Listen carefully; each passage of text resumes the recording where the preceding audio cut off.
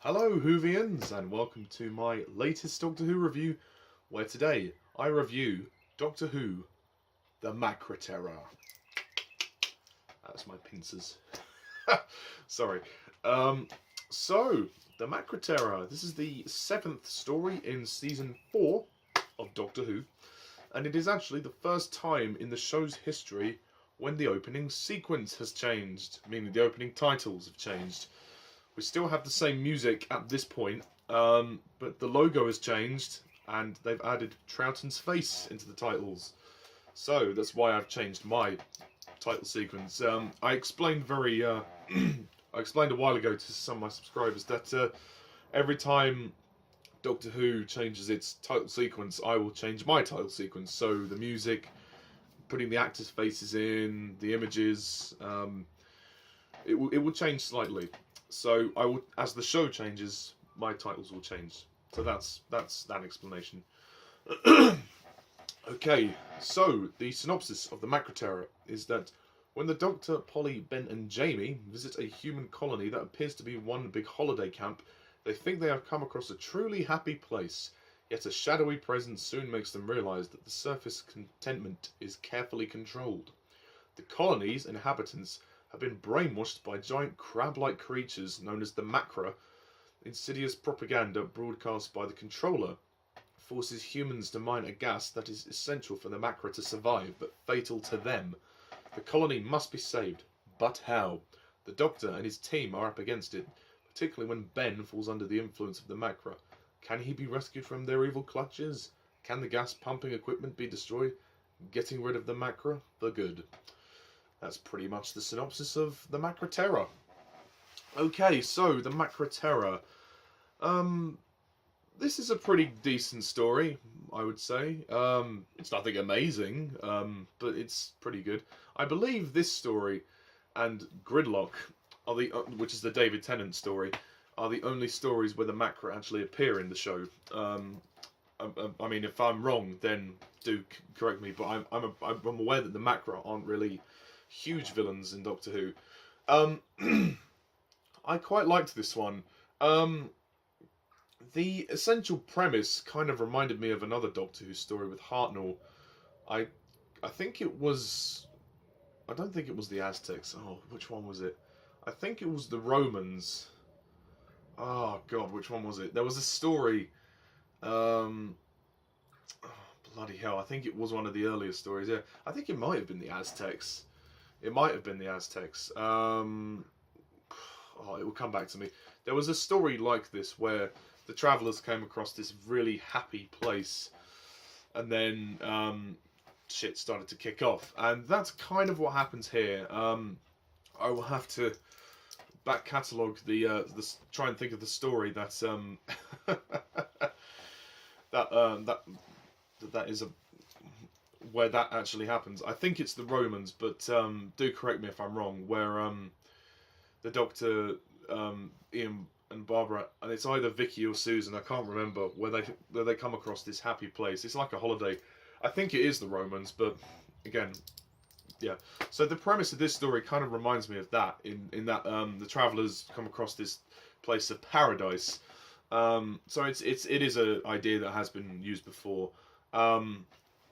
But yeah, I mean, this is an interesting story. You know, explaining about how the you know, the colony are basically fakes, and they are trying to keep the Macra alive by use of their gas, which is interesting. As for the Macra themselves, I thought they'd kind of be in it more. I didn't really think the Macra were used to their full potential. Maybe that's why they haven't been used much again. Even though Russell T Davies tried to resurrect them with CGI, in the Gridlock story. The Macra, they look quite scary. I mean, they're well designed, but to be honest, they're not really used enough in the story for me. I mean, there's some moments of tension, obviously, when we first see them, and then they only really appear in another 2 or 3 scenes in the entire story. When you see them fully, I mean, it's very dark. It's hard to see them. I should mention actually that this story is lost from the BBC archives, so I had to go and watch the reconstruction. And even from the reconstruction, I mean, little bits of footage survive, but little tiny snippets. But the story is pretty much lost.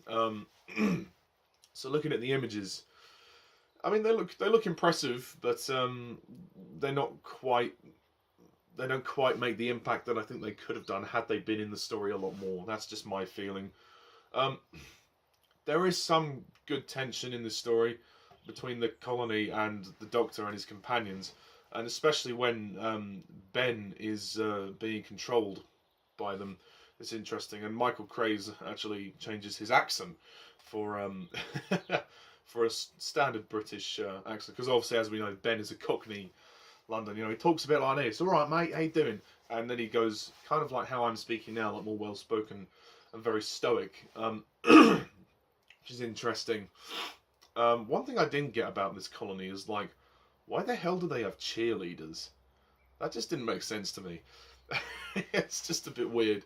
Like, you have this kind of tense story, this dark story about the well, not say dark story, this story with a lot of tension about the Macra, and then you know, these big scary monsters, and then you throw the cheerleaders in there. It's just like, what? It just feels a bit out of place. It's only a minor thing to say, but like, when there's a scene when they're actually rehearsing their cheerleading chant, it's just like, what the hell? It doesn't make any sense. And then Jamie stumbles in and has to pretend to do a dance in front of them, which is, oh, it's a bit cringy. I would have taken that scene out completely. That just does not fit at all. Regarding the cast are very good, obviously, from what I can hear. I can't actually see them, only in the images. I think Patrick Troughton is good in the story. He's very good as the Doctor, giving us a great performance. Ben is good too. Michael Craze does a good job as Ben. Obviously, he has to deal with the whole possessed thing and how he plays Ben under the influence of the colony. I think that's very good. Anneke as Polly is good too.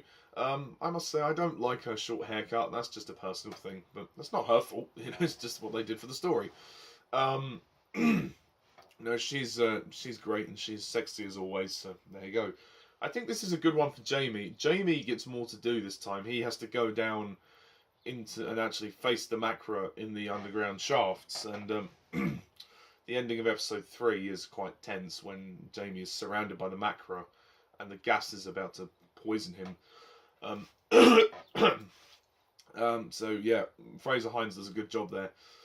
But for me, there's nothing groundbreaking about this story. Nothing stands out particularly, other than the design of the Macra and such. But I don't think there's much of I don't think the story is all that much, to be honest. And I find a lot of this story kind of slow and a little dull. I mean, the first part for me was just boring as fuck. I couldn't get into it.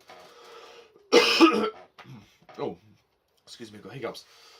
Yeah, I couldn't get into the first part, but the story did pick up a little bit. But it's not one that I would ever rush back to. I think that there are some major pacing problems, and I kind of expected more out of the controller. I think, you know, the fact that the controller ends up being this old man, that wasn't quite satisfying for me. I would have preferred something a little bit more impactful than that. Obviously, the Macra are kind of like in control, really, but even though, I just think the controller should have been more of an impactful villain, should have been the main villain, but no, it's just Ola and the guards, and yeah, it's really it. The story's just kind of meh. Like, it's decent, you know, it's not terrible. It's a perfectly fine, it's an adequate story, but I don't think it's a classic, and I really think they wasted the Macra. They really had the potential to make the Macra much better. and they didn't. And obviously Russell T Davies tried his best to do that in the David Tennant story Gridlock, which we will get to at some point. But I just think, I mean, there's not much to the Macra. They're just crabs. Like, yeah, they're literally just giant crabs. Although you do see more of them in this story than you do in Gridlock. But yeah, so that's pretty much all I have to say about the Macra Terror. I'm going to score this story a 7 out of 10.